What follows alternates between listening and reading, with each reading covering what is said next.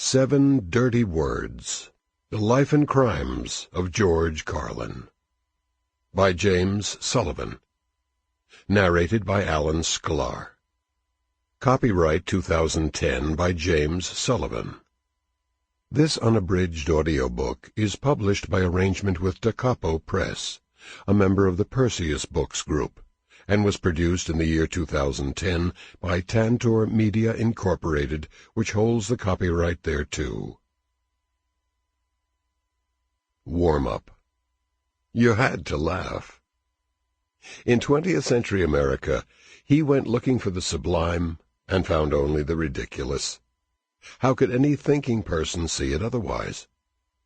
Born on the eve of World War II, he lived the atomic age up close, seeing H-bombs stashed under blankets while serving in the U.S. Air Force. He experienced the cultural upheaval of the 1960s from its epicenter, and he lived long enough to experience the absurd excess and the inevitable colossal hangover of the end of the American century. It's called the American dream, he said, because you have to be asleep to believe it. In his lifetime, laughter seemed like the only sane response.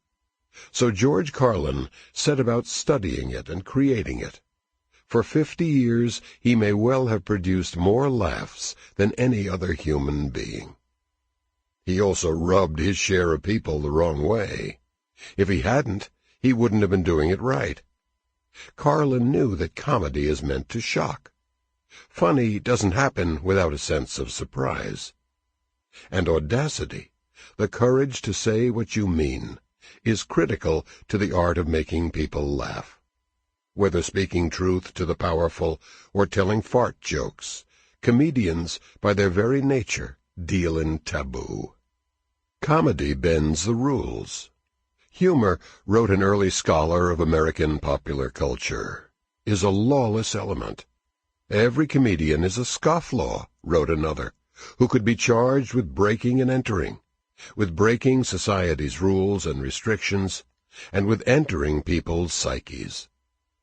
George Carlin was a natural-born transgressor. He saw where the line had been drawn, and he leaped. If he spotted a sacred cow, God, country, children, he went cow-tipping. Raised on Spike Jones' anarchy and Beat Generation rebellion, he heard it every time he got into hot water, with the nuns and priests, the owner of the corner drugstore, his commanding officers.